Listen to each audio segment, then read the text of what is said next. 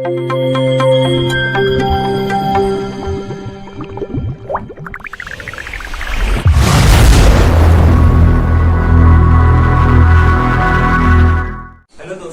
Welcome back to nitro chemistry. Previous two lecture में हम क्या क्या पढ़े थे कि रेट ऑफ रिएक्शन क्या होता है, रेट ऑफ अपीयरेंस क्या होता है एंड रेट ऑफ डिसअपीयरेंस क्या होता है, और कुछ न्यूमेरिकल सॉल्व किए थे। तो आज के लेक्चर में हम पढ़ने वाले हैं कि graphical representation of a chemical reaction in term of the both reaction we have studied. क्या क्या पढ़े थे हम, कौन कौन सा रेट पढ़े थे, एवरेज रेट और इंस्टेंटेनियस रेट पढ़े थे। तो उसके रिस्पेक्टिव में हम कैसे एक केमिकल रिएक्शन को ग्राफ में रिप्रेजेंट करते हैं वो आज पढ़ने वाले हैं। ठीक है, तो देखते हैं कि कैसे ग्राफ ड्रॉ किया जाता है और उससे कैसे न्यूमेरिकल सॉल्व किया जाता है, वो भी देखेंगे आज के लेक्चर में। तो चलिए शुरू करते हैं। ठीक है, तो जो एक general representation of a chemical reaction क्या होता है कि एक रिएक्टेंट होता है जिससे प्रोडक्ट फॉर्म होता है। तो रिएक्टेंट क्या होता है, धीरे धीरे डिक्रीज होने लगता है, और प्रोडक्ट जो होता है वो क्या होता है, धीरे धीरे फॉर्म होता है। ठीक है, रिएक्टेंट क्या होता है, डिक्रीज होता है, और प्रोडक्ट क्या होता है, फॉर्म होता है। ठीक है, तो जब हम रेट लिखते हैं तो क्या करते हैं, because the reactant is decreasing, तो हम क्या करते हैं कि एक नेगेटिव साइन लगाते हैं और dr/dt लिखते हैं। ये कौन सा रेट है, ये है इंस्टेंटेनियस रेट। और ये कौन सा, जब हम क्या लिखते हैं कि del r/del t लिखते हैं, इसको क्या बोलते हैं हम कि इसको क्या बोलते हैं, एवरेज रेट बोलते हैं। अच्छा, ठीक है, समझ में आया। तो अभी क्या देखेंगे कि पहले हम देखेंगे कि एवरेज रेट को कैसे ग्राफ में ड्रॉ करते हैं और उससे कैसे हम डिडक्ट करते हैं कि इंस्टेंटेनियस रेट उससे कैसे निकालते हैं, हम वो देखने वाले हैं। ठीक है, तो चलिए पहले हम ग्राफ ड्रॉ करते हैं और समझते हैं उस ग्राफ पे कुछ इंपोर्टेंट पॉइंट क्या होता है, किस किस के बीच में ग्राफ ड्रॉ होता है और उसके रिलेटेड कुछ चीजें। ठीक है, तो जब एक रिएक्शन का हम फॉर्मूला डिसाइड करते हैं, तो रिएक्शन का फॉर्मूला क्या होता है कि रेट ऑफ रिएक्शन का फॉर्मूला क्या होता है कि change in concentration by change in time, यही होता है फॉर्मूला। तो हम जब रेट ऑफ रिएक्शन को, अच्छा, जो एवरेज रेट निकालते हैं या फिर इंस्टेंटेनियस रेट निकालते हैं, वो किसके रेस्पेक्टिव में निकालते हैं, रेट ऑफ रिएक्शन के रेस्पेक्टिव में निकालते हैं। तो जब हम किसी एवरेज रेट या इंस्टेंटेनियस रेट को ग्राफ में ड्रॉ करेंगे तो किस किस के बीच में ड्रॉ होगा ग्राफ, एक है हमारे पास यूनिट कंसंट्रेशन और एक है टाइम। तो इन दोनों के बीच अगर हम कोई रिएक्शन का ग्राफ ड्रॉ करेंगे तो वो किस किस के बीच में होगा, एक कंसंट्रेशन और एक होगा टाइम। तो कंसंट्रेशन को हम लेंगे कंसंट्रेशन को लेंगे हम वाई एक्सिस में, इसमें होगा कंसंट्रेशन और इसमें होगा टाइम। ठीक है, जो ग्राफ ड्रॉ होगा एक रिएक्शन का, तो किस किस के बीच में ड्रॉ होगा, कंसंट्रेशन जो कि है वाई एक्सिस में और टाइम के बीच में जो है एक्स एक्सिस में। अच्छा, जो जनरल प्रोस्पेक्टिव ऑफ ग्राफ क्या होता है कि जब हम वाई एक्सिस में ऊपर जाते हैं तो क्या होता है, वैल्यू इंक्रीज होता है। ठीक है, वैल्यू क्या होता है, इंक्रीज होता है। और एक्स एक्सिस में से ही जब हम राइट की तरफ जाते हैं तो क्या होता है, वैल्यू इंक्रीज होता है। ये दोनों चीज याद रखो, आगे काम आएगा। ठीक है, जब हम एक रिएक्शन देखते हैं तो क्या देखते हैं कि रिएक्टेंट से प्रोडक्ट जा रहा है। तो एट द इनिशियल टाइम, जो कि टाइम जब जीरो होता है, ये जो पॉइंट होता है वो क्या होता है कि जीरो और जीरो होता है। इसमें क्या लेते हैं हम, टाइम को रिप्रेजेंट करते हैं, और इसमें किसको रिप्रेजेंट करते हैं, कंसंट्रेशन को रिप्रेजेंट करते हैं। ठीक है, तो जब टाइम जीरो होगा, मतलब टाइम भी जीरो होगा, तो उस टाइम पे क्या होता है कि रिएक्टेंट में क्या होता है कि reactant at time zero highest amount में होता है। तो रिएक्टेंट क्या होता है, हाईएस्ट अमाउंट में होता है। और मैं क्या बोल रहा था कि वाई एक्सिस में जब ऊपर जाएंगे तो एक हाई वैल्यू होता है। तो यहाँ पे मान लो कहीं पे रिएक्टेंट का कंसंट्रेशन है, ये ड्रॉ कर रहे हैं हम रिएक्टेंट के लिए, और ये ड्रॉ कर रहे हैं हम प्रोडक्ट के लिए, ये रिएक्टेंट के लिए और ये प्रोडक्ट के लिए। ठीक है, फिर हम देखेंगे कि एक ग्राफ में दोनों से ड्रॉ करेंगे। ठीक है, पहले ये देख लेते हैं कि जब हम टाइम जीरो होता है तो रिएक्टेंट का कंसंट्रेशन क्या होता है, ज्यादा होता है, तभी तो वो धीरे धीरे डिक्रीज होकर प्रोडक्ट को फॉर्म होगा। तो जब कंसंट्रेशन टाइम जीरो पे क्या होता है, ज्यादा होता है, वो क्या होगा, धीरे धीरे टाइम के साथ डिक्रीज करेगा, और क्या होगा कि प्रोडक्ट धीरे धीरे फॉर्म होगा। तो जब रिएक्टेंट का कंसंट्रेशन एट टाइम जीरो क्या होता है कि ज्यादा होता है, वो धीरे धीरे क्या होता है कि डिक्रीज करके ऐसा फॉर्म होता है। ठीक है, कैसे फॉर्म होता है, तो टाइम के साथ क्या हो रहा है कि ये कंसंट्रेशन रिएक्टेंट का डिक्रीज कर रहा है। और हम रेट ऑफ रिएक्शन का फॉर्मूला क्या देखे थे कि रेट क्या बोलते थे हम, change in concentration by change in time. तो मान लो हम दो टाइम लेते हैं और उस टाइम पे देखते हैं कि रिएक्टेंट का कंसंट्रेशन क्या था, तब हम निकाल सकते हैं रेट ऑफ रिएक्शन। तो मान लो ये T1 लेते हैं इसको, और मान लो ये टाइम को लिखते हैं हम T1 और ये टाइम को लिखते हैं T2। ठीक है, दो टाइम लिए हैं जिसको किससे डिनोट किया है, T1 और T2 के साथ। जब T1 के साथ कंसंट्रेशन का देखेंगे कि T1 पे कंसंट्रेशन क्या था, यहाँ कहीं होगा, और जब T2 के टाइम T2 होगा तो कंसंट्रेशन क्या होगा, कहीं यहाँ पे होगा। तो जब T1 लिए थे तो कंसंट्रेशन मान लो R1 था, और जब T2 लिए थे तो कंसंट्रेशन क्या था, R2 था। ठीक है, जो हम रेट ऑफ रिएक्शन निकालेंगे रिएक्टेंट के टर्म में, तो क्या होगा, change in concentration by change in time. तो चेंज के लिए हम क्या देखते हैं कि फाइनल माइनस इनिशियल टाइम क्या था T1 और फाइनल टाइम क्या था T2। ऐसे इनिशियल कंसंट्रेशन क्या था R1 और फाइनल कंसंट्रेशन क्या था T2। तो final concentration minus initial concentration equal to change in concentration, तो क्या होगा, R2 माइनस R1। और ऐसे ही final concentration final time minus initial time equal to change in time, तो क्या होगा, T2 माइनस T1। तो देखो एक्स एक्सिस में वाई एक्सिस में क्या होता था कि जब ऊपर जाएंगे तो वैल्यू बढ़ेगा, तो R1 is greater than R2 बोल सकते हैं। तो जब R2 माइनस R1 करेंगे, छोटा वैल्यू से बड़ा वैल्यू को माइनस करेंगे, तो किसमें आएगा, वैल्यू नेगेटिव में आएगा। ठीक है, और T2 माइनस, देखो T2 बड़ा है, एक्स एक्सिस में जब राइट की तरफ जाएंगे तो वैल्यू ज्यादा होगा, तो T2 माइनस T1 करेंगे तो वैल्यू किसमें आएगा, पॉजिटिव में आएगा, क्योंकि T2 is greater than T1। ज्यादा बड़ा वैल्यू से छोटा वैल्यू को माइनस करेंगे तो पॉजिटिव में आएगा। ठीक है, तो इसलिए क्या होता है कि जब हम रेट ऑफ रिएक्शन को लिखते हैं कि जो रिएक्टेंट का टर्म होता है वो नेगेटिव में आता है और जो टाइम का टर्म है वो पॉजिटिव में आता है। समझ में आ गया। अभी देखते हैं कि प्रोडक्ट के लिए रेट ऑफ रिएक्शन को कैसे हम ग्राफ में डिनोट करेंगे। ठीक है, अच्छा, जब ये पॉइंट क्या होता है कि जीरो होता है, तो जब 0 होता है प्रोडक्ट क्या होगा, देखो पहले जब रिएक्टेंट ज्यादा होता है और वो धीरे धीरे क्या होता है प्रोडक्ट में फॉर्म हो रहा है। तो जब हम रिएक्शन स्टार्ट नहीं हुआ था, टाइम 0 था, क्या होगा कि मतलब प्रोडक्ट भी 0 होगा, क्योंकि प्रोडक्ट कोई फॉर्म ही नहीं हुआ था। तो वो धीरे धीरे क्या होगा, धीरे धीरे ऐसे प्रोडक्ट फॉर्म होगा और टाइम के साथ बढ़ता जाएगा। समझ में आया कि जब टाइम 0 था तो कुछ भी प्रोडक्ट नहीं था, जब टाइम, इसमें हम टाइम को रिप्रेजेंट करते हैं और इसमें कंसंट्रेशन। ठीक है, जब टाइम 0 था तो कंसंट्रेशन कुछ भी नहीं था, जब टाइम बढ़ा तो प्रोडक्ट का कंसंट्रेशन बढ़ा, फिर बढ़ा और यहाँ पे बढ़ा। तो अभी हम इस पे से 2 पॉइंट लेकर डिसाइड किए थे, अभी यहाँ पे भी हम डिसाइड करेंगे। ठीक है, मान लो हम 2 पॉइंट लेते हैं T1 और T2। यहाँ पे मान लो लिए हम T1 और यहाँ पे लिए हैं T2। T1 टाइम पे कंसंट्रेशन क्या था प्रोडक्ट का, हम उससे को कैसे डिनोट करेंगे, P1 से डिनोट करेंगे। ठीक है, T1 पे कंसंट्रेशन कितना था, मान लो ये वाला होगा T1 पे कंसंट्रेशन, इसको हम लिखते हैं P1 से, और T2 टाइम पे कंसंट्रेशन जो था उसको लिखेंगे P2 से। ठीक है, इसको लिखते हैं P2 से। ठीक है, समझ में आया। अच्छा, जैसे रिएक्टेंट के लिए change in concentration by change in time होता है, ऐसे प्रोडक्ट के लिए भी change in concentration by change in time होगा। तो पहले देखते हैं कि और चेंज क्या होता है, फाइनल माइनस इनिशियल।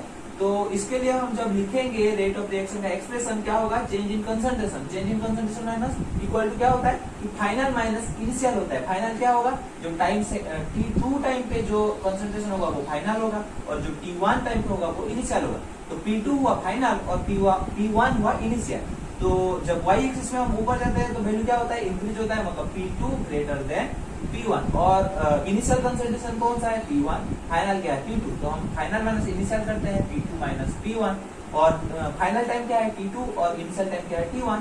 तो हम T2 माइनस T1 करेंगे। देखो P2 क्या है, बड़ा है किससे, P1 से, तो बड़ा वैल्यू से छोटा वैल्यू को माइनस करेंगे तो पॉजिटिव में आएगा। और T2 क्या है, बड़ा है, और T1 छोटा है, तो T2 माइनस T1 करेंगे वो भी पॉजिटिव में आएगा। इसीलिए हम देखते हैं कि रेट ऑफ रिएक्शन के एक्सप्रेशन में जो पॉजिटिव प्रोडक्ट का जो टर्म होता है वो भी पॉजिटिव होता है, और टाइम का जो टर्म होता है वो भी पॉजिटिव होता है। तो समझ आ गया कि रिएक्टेंट को और प्रोडक्ट को कैसे हम एक ग्राफ में रिप्रेजेंट कर सकते हैं। अभी मैं बताऊंगा कि ये जो ग्राफ क्या वो एवरेज के लिए था या फिर इंस्टेंटेनियस रेट के लिए था, अभी बता रहा हूँ। ठीक है, अच्छा अभी देखते हैं कि अगर हम रिएक्टेंट और प्रोडक्ट को एक ही ग्राफ में डिनोट करेंगे तो वो कैसा दिखेगा वो देख लेते हैं। ठीक है, मान लो ये एक ही ग्राफ है जिसमें हम रिएक्टेंट का और प्रोडक्ट का ग्राफिकल रिप्रेजेंटेशन को एक केमिकल काइनेटिक्स केमिकल रिएक्शन के लिए रिप्रेजेंट कर रहे हैं। रिएक्टेंट क्या था, रिएक्टेंट का ग्राफ जैसा है उसे ऐसे ही रेप्लिकेट कर दो अगर, तो कैसा होगा, ये ऐसा दिखेगा कुछ। और जो प्रोडक्ट का था वो उसको अगर रेप्लिकेट करोगे तो वो कैसा दिखेगा, कुछ ऐसा दिखेगा।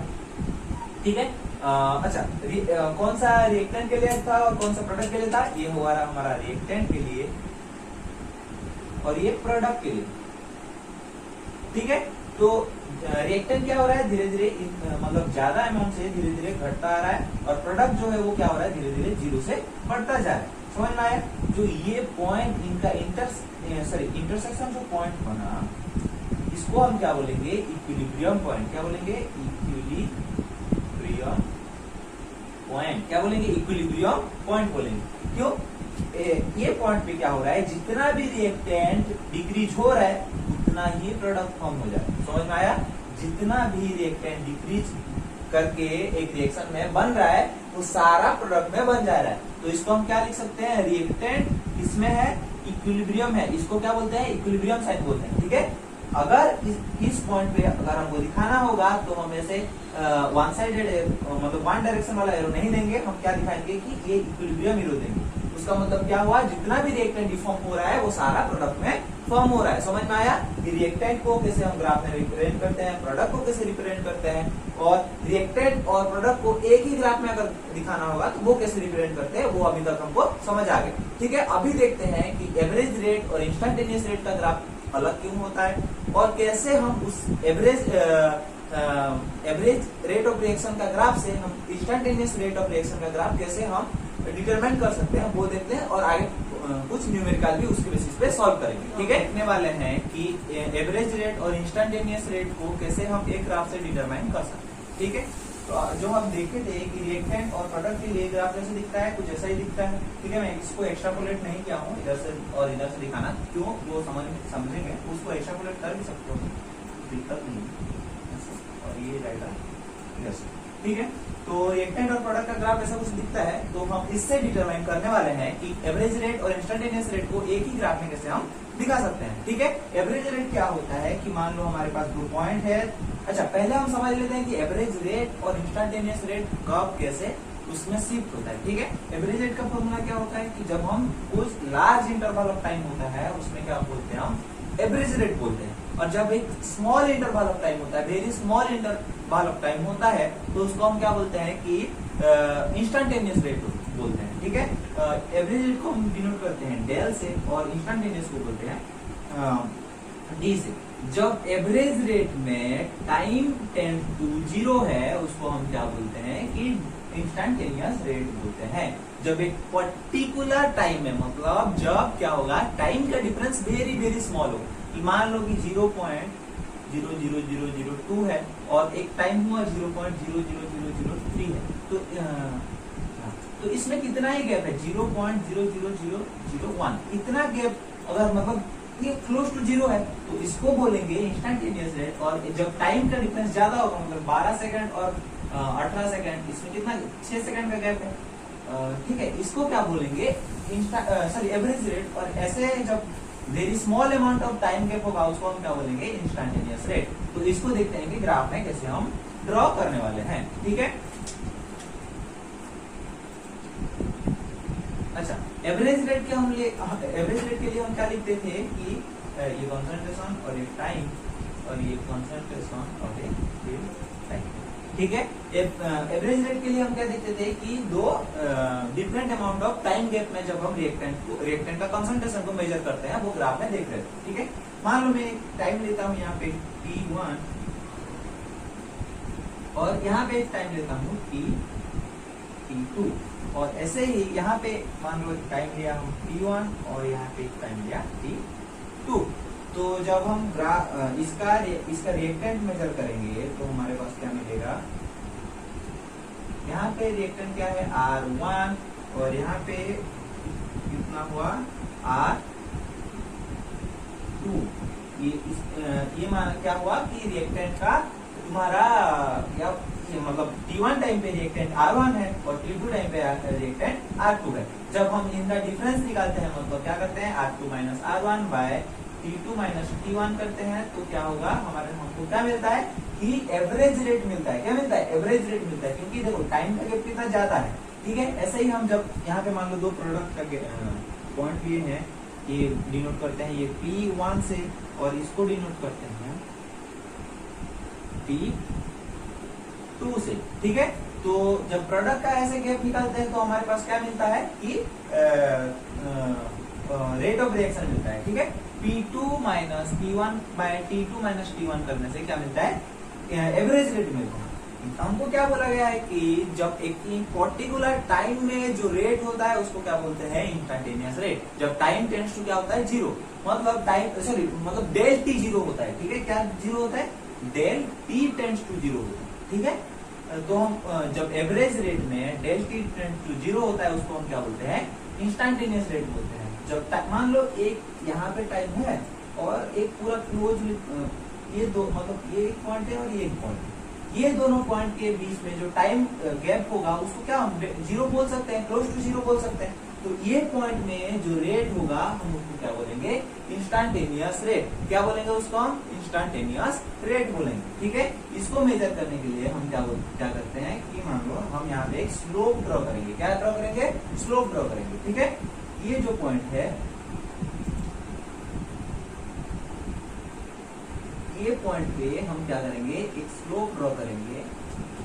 ठीक है, और ये अच्छा ये कर्व के लिए ये लाइन क्या है, इसका स्लोप है। तो ये स्लोप को अगर हम निकाल सकेंगे तो हम जान सकेंगे कि इसका इंस्टैन्टेनियस रेट क्या होगा। समझ में आया। और ऐसे ही इसके लिए क्या करेंगे, मान लो हमको ये पॉइंट पे हमको जानना है कि ये मान लो दो पॉइंट है जो कि very close to each other है। उस पॉइंट पे अगर हमको रेट जानना है तो हम क्या देखेंगे कि इंस्टैन्टेनियस रेट निकालेंगे। और कैसे निकलेगा, अगर हम इस पॉइंट पे एक स्लोप ड्रॉ करेंगे। तो स्लोप कैसे ड्रॉ किया जाता है, इसके एक टेंजेंट ड्रॉ करते हैं जिसको हम स्लोप बोलते हैं। ये तो आप मैथमेटिक्स में सीखे होंगे। ठीक है, तो इस पे हम क्या ड्रॉ करते हैं, एक स्लोप ड्रॉ करते हैं। ठीक है,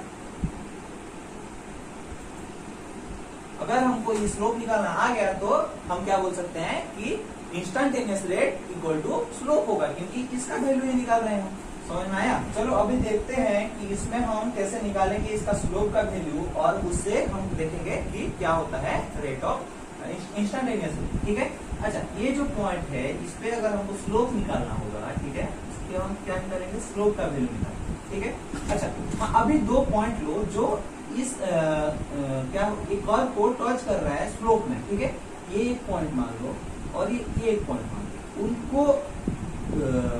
उनको लेके एक राइट एंगल ट्रायंगल। ठीक है, उनको लेके राइट एंगल ट्रायंगल बनाओ। ठीक है, इसको मैं थोड़ा मैग्नीफाई कर रहा हूँ तो आपको समझ में आएगा। ये बन रहा है ट्रायंगल। ठीक है, और ये दो पॉइंट, ये पॉइंट और ये पॉइंट किसमें है, ये स्लोप में, सॉरी ये कर्व में। ठीक है, अच्छा इसके जो ये वाला वैल्यू होगा ये कोई आर वैल्यू होगा, और ये जो वैल्यू होगा ये भी कोई आर का वैल्यू होगा। समझ में आया। ये जो वैल्यू होगा ये भी कोई रिएक्टेंट का कंसंट्रेशन का वैल्यू होगा, और जो ये वैल्यू होगा वो भी रिएक्टेंट का कोई कंसंट्रेशन का वैल्यू होगा। तो यहाँ पे ऐसे ही जो ये वैल्यू होगा वो भी कोई क्या होगा, मतलब टाइम का वैल्यू होगा, और ये भी कोई तुम्हारा किसका वैल्यू होगा, ये भी कोई ये इनिशियल टाइम का वैल्यू होगा, ये फाइनल टाइम का वैल्यू होगा, ये इनिशियल रिएक्टेंट का वैल्यू होगा, और ये फाइनल रिएक्टेंट का वैल्यू होगा। तो हम क्या करेंगे, अभी हमको क्या जानना है कि जो ये स्लोप का, अच्छा मेरे को बताओ कि स्लोप का फॉर्मूला क्या होता है। कोई भी मतलब कर्व के लिए अगर हम स्लोप ड्रॉ करते हैं उसका वैल्यू क्या होता है, टेन थीटा होता है। क्या होता है, टेन थीटा होता है। तो अगर हम इस कर्व के लिए स्लोप ड्रॉ करेंगे तो हम क्या लिखेंगे, टेन थीटा का वैल्यू देखेंगे। तो टेन थीटा क्या होता है, स्लोप के बराबर होता है। तो मान लो ये तुम्हारा थीटा एंगल है, तो थीटा का वैल्यू कितना होता है कि P बाय B होता है, मतलब जो परपेंडिकुलर बाय क्या होता है, बेस होता है। ठीक है, तो परपेंडिकुलर कौन सा है, यहाँ पे जो एंगल के सामने रहता है वो परपेंडिकुलर होता है, मतलब ये इसको हम मान लो हम डिनोट करते हैं x से और इसको डिनोट करते हैं y से। तो इसको लिखेंगे x बाय y इसके लिए। एक्स का वैल्यू क्या होगा, फाइनल माइनस इनिशियल होगा, क्योंकि रिएक्टेंट R2 माइनस R1 होगा। ऐसे ही यहाँ पे जो मतलब जो बेस का वैल्यू होगा वो भी दोनों का डिफरेंस होगा, मतलब T1 minus T2 minus T1 होगा। यही तो है। तो अभी हम जो स्लोप का वैल्यू निकाले हैं, यहाँ पे रेट को अगर हम डिनोट करेंगे तो क्या करेंगे, R2 minus R1 by T2 R2 minus R1 by T2 minus T1 करेंगे। अगर हम एक पर्टिकुलर पॉइंट पे रेट को निकालना चाहेंगे तो वो भी मतलब उसको R2 minus R1 bye T1 minus T2 करेंगे, निकालेंगे। ठीक है, जो हम पहले एवरेज रेट के लिए दिख रहे थे वो क्या था, change in concentration by time था। लेकिन अभी हम जो यहाँ पे निकाल रहे हैं वो क्या है, स्लोप निकाल रहे हैं। ठीक है, ये पॉइंट का जो स्लोप होगा अगर हम ये निकाल सकेंगे तो हम इस पर्टिकुलर पॉइंट पे जान सकेंगे कि रेट क्या है, और वही तो होता है इंस्टेंटेनियस रेट। ठीक है, तो इसके लिए हम क्या करेंगे, देखो R2 minus R1 by T2 minus T1 हुआ, तो ये स्लोप का वैल्यू हमको पता चल गया। ठीक है, कैसे पता चला, tan theta equal to slope होता है, तो उससे हमको पता चला है कि यहाँ पे ये पॉइंट पे रेट का वैल्यू होता है। समझ में आ गया कि इंस्टेंटेनियस रेट कैसे निकालेंगे। अभी हम देखें रिएक्टेंट के लिए सेम ही होता है प्रोडक्ट के। ठीक है, दो पॉइंट लो जहाँ पे इसको टच कर रहे कर्व को, मान लो ये दो पॉइंट है, ये मान लो ऐसे होगा, ये पॉइंट है, तो इस देखो यहाँ पे भी सेम जैसे पहले कॉन्सेप्ट बताया था कि मतलब फाइनल माइनस इनिशियल होता है, यहाँ पे फाइनल है इनिशियल है, फाइनल माइनस इनिशियल करेंगे तो नेगेटिव में आएगा। ऐसे ही प्रोडक्ट के लिए क्या होगा, तुम्हारा टाइम, मान लो ये पॉइंट पे टाइम T1 है, ये पॉइंट पे टाइम T2 है, ये है तुम्हारा एंगल, ये पॉइंट पे प्रोडक्ट का कंसंट्रेशन P1 है, ये पॉइंट पे प्रोडक्ट का कंसंट्रेशन P2 है। ठीक है, तो ये एंगल के लिए परपेंडिकुलर ये है, बेस ये है, तो T2 माइनस T1 करोगे और ये P2 माइनस P1 करोगे। ठीक है, P2 के लिए ये P2 है और T1 के लिए P1 है, P2 minus P1 bye T2 minus T1 करोगे तो हमको क्या मिलेगा, रेट नहीं मिलेगा, हमको मिलेगा क्या, स्लोप मिलेगा, जो जिसका किसका कौन सा वैल्यू है, tan थीटा मिलेगा, जो कि ये पॉइंट में दिखाएगा। समझ में आया। जो हम एवरेज रेट निकाल रहे थे तो क्या कर रहे थे, जो ये देखो ये एवरेज रेट के लिए हम क्या कर रहे थे, P2 minus P1 bye T2 minus T1 करते थे, हमको डायरेक्ट रेट का रेट पता चल जाता। लेकिन इंस्टेंटेनियस रेट में क्या होता है, पहले हमको स्लोप मिलता है। स्लोप किस पॉइंट में होता है, जिस पॉइंट पे एक कर्व को उसका टेंजेंट टच कर रहा है। ठीक है, वो होता है स्लोप का वैल्यू। ये tan थीटा मिला और tan थीटा से हमको क्या पता चलेगा कि उसका इंस्टेंटेनियस रेट क्या होता है। समझ में आया। अब हमको एक एग्जांपल दिया है, सॉरी एक क्वेश्चन दिया गया है, उसका हम आंसर कैसे निकालेंगे वो देखते हैं। ठीक है, हमको क्या दिया गया है, हावर्स प्रोसेस है, ये आपको जब मतलब पता चल रहा होगा ये किसका रिएक्शन है, हावर्स प्रोसेस का है। जब नाइट्रोजन N2 किसके साथ रिएक्ट करता है, 3H2 के साथ रिएक्ट करता है, वो क्या फॉर्म करता है, अमोनिया गैस फॉर्म करता है। ठीक है, अभी पहले में क्या हो रहा था, कोई भी रिएक्शन केमिकल काइनेटिक्स का न्यूमेरिकल सॉल्व करने से पहले हमको क्या देखना पड़ेगा कि रिएक्शन बैलेंस्ड है कि नहीं। पहले देखते हैं, यहाँ पे दो N है, यहाँ पे भी 2 N है, ये 3 2 6H है और यहाँ पे भी 6H है, तो रिएक्शन बैलेंस है। अभी हम आगे प्रोसीड कर सकते हैं। अच्छा, मैं आपको एक चीज बताना चाहता हूँ कि आपको पहले वीडियो को पॉज करो और ये देखो कि यहाँ पे मैं जो कंसंट्रेशन यहाँ पे नहीं लिखा हूँ, वहाँ पे किसका कंसंट्रेशन लिख सकते हो। ठीक है, ये N2 का, 3H2 का या फिर 2NH3 का। आपके पास 3 ऑप्शन है, बताओ कि N2, H2 और 2NH3 के बीच में आप यहाँ पे किस किस का कंसंट्रेशन को यहाँ पे मेंशन कर सकते हैं। ठीक है, आपको पता चल रहा होगा कि ये किसका ग्राफ है। हम जब देखे थे रिएक्टेंट का ग्राफ कैसे होता है, हमेशा ऐसा होता है, और प्रोडक्ट का ऐसे फॉर्म होता है। तो जैसे कि आप देख पा रहे हो कि ये रिएक्टेंट का ग्राफ है, तो यहाँ पे हम N2 या फिर 3H2 के बीच में से किसी को प्लेस कर सकते हैं। NH3 को हम यहाँ पे प्लेस नहीं कर सकते। ठीक है, तो यहाँ पे H2 का ग्राफ दिया गया है, जिसमें से आपको मेंशन कर दिया गया है रिएक्टेंट का कंसंट्रेशन 2 पॉइंट पे, सॉरी रिएक्टेंट का कंसंट्रेशन 2 टाइम पे, टाइम मान लो T1 है ये T1 और T2 है ये। ठीक है, आपको बताना है कि rate of appearance, rate of disappearance, rate of reaction and instantaneous rate क्या होगा वो दिखाना है। ठीक है, अच्छा रेट ऑफ, पहले हम लिखेंगे कि रेट ऑफ अपीयरेंस, डिसअपीयरेंस और रेट ऑफ रिएक्शन क्या होता है। ठीक है, कोई भी रिएक्शन के लिए अगर हमको रेट ऑफ रिएक्शन लिखना होता है तो हम क्या लिखते हैं कि rate of reaction equal to, अगर कोफिशिएंट होता है उसको डिनोमिनेटर में लाते हैं और रिएक्टेंट के लिए हम माइनस लगाते हैं। रिएक्टेंट में कोई डिनोमिनेटर सॉरी कोफिशिएंट नहीं है तो हम क्या लिखेंगे, minus dN2 by dt equal to 1/3 dH2 by dt equal to 1/2 dNH3 by dt। ये क्या हुआ, रेट ऑफ रिएक्शन, प्रोडक्ट के लिए प्लस, रिएक्टेंट के लिए माइनस, और स्टोइकियोमेट्री में लिखो हम डिनोमिनेटर में लिखते हैं। अभी लिखते हैं कि रेट ऑफ अपीयरेंस क्या होगा। रेट ऑफ अपीयरेंस किसके लिए निकालते हैं, प्रोडक्ट के लिए निकालते हैं, तो हम क्या कोएफिशिएंट को यूज नहीं करते हैं, तो क्या लिखेंगे dNH3 बाय dt। और रेट ऑफ अच्छा, अब रेट ऑफ डिसअपीयरेंस किसके लिए होता है, रिएक्टेंट के लिए होता है, तो हम क्या लिखेंगे माइनस dN2 बाय dt। और H2 के लिए लिखेंगे तो क्या लिखेंगे माइनस dH2 बाय dt। ये क्या हुआ, rate of reaction, rate of appearance and rate of disappearance. अभी निकालते हैं कि रेट कैसे निकालते हैं, ठीक है। में रेट ऑफ रिएक्शन का फॉर्मूला क्या हो सकता है, तो हम रेट ऑफ रिएक्शन का फॉर्मूला क्या देखते थे कि change in concentration by change in time, ठीक है। तो ये कंसंट्रेशन का यूनिट क्या होता है हमेशा, मोल पर लीटर या फिर मोलर बोल सकते हैं हम। कंसंट्रेशन का यूनिट क्या होता है, मोल पर लीटर होता है। चेंज इन कंसंट्रेशन को हम क्या देखेंगे कि देखो, जब इनिशियल टाइम था तो मैं क्या बोला था कि रिएक्टेंट का कंसंट्रेशन जो हाईएस्ट अमाउंट होता है वो हमेशा इनिशियल होता है, क्योंकि इनिशियल टाइम पे रिएक्टेंट का कंसंट्रेशन हाई होता है, वो धीरे धीरे घटता है, ठीक है। तो R1 क्या होगा 10, R2 क्या होगा 6, यूनिट क्या होगा मोलार या फिर मोल पर लीटर। R1 जब था तो टाइम T1 कितना था 2, जब R2 था तो T2 कितना था 4, ये क्या है सेकंड में है, ठीक है। अभी हमको अगर रेट ऑफ रिएक्शन निकालना होगा, हम क्या देखेंगे, इसके लिए हम एवरेज रेट निकालेंगे। एवरेज रेट क्या होगा, या फिर इंस्टेंटेनियस रेट भी निकाल सकते हो। अगर तुमको इंस्टेंटेनियस रेट निकालना होगा, यहाँ पे तुमको एक स्लोप ड्रॉ करना पड़ेगा, उसके बाद ये पॉइंट 2 लेना पड़ेगा, और उसके थ्रू एक राइट एंगल ट्राइंगल ड्रॉ करना पड़ेगा, उसके बाद तुमको उसका tan थीटा निकालना पड़ेगा।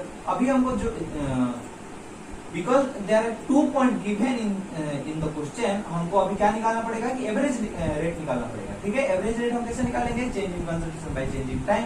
तो जब इनिशियल टाइम था तो कंसंट्रेशन कितना था 10, फाइनल टाइम में कंसंट्रेशन कितना था 6, इनिशियल टाइम कितना था 2 सेकंड और final time 4 second. Change in concentration क्या होता है, फाइनल माइनस इनिशियल, तो 6 माइनस 10 मोल पर लीटर, और ये क्या होगा चेंज इन टाइम क्या होगा 4 माइनस 2 सेकेंड, तो क्या बोलेंगे कि -4/2 मोल पर लीटर इनवर्स सेकेंड इनवर्स।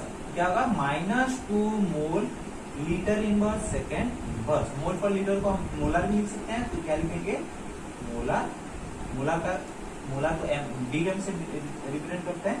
तो क्या इस रेट के लिए अगर H2 का रेट ऑफ रिएक्शन निकालना होगा इस ग्राफ से, हम क्या बोल सकते हैं कि -2 मीटर पर सेकेंड इनवर्स। अच्छा, ये माइनस साइन किसके लिए है, क्योंकि रिएक्टेंट के लिए है। रेट कभी नेगेटिव नहीं होता है, ये जो माइनस साइन है बस रिएक्टेंट के लिए, ये डिनोट करने के लिए माइनस साइन होता है। अच्छा, जो हम देखे थे कि क्या होता है कि जब हम चेंज इन कंसंट्रेशन रिएक्टेंट के लिए लगाते हैं, उसके लिए पहले एक माइनस साइन लगाते हैं। तो आपको अभी ये आपको कंफ्यूजन हो रहा होगा कि जो ये तो रेट है, तो रेट कैसे नेगेटिव में आया।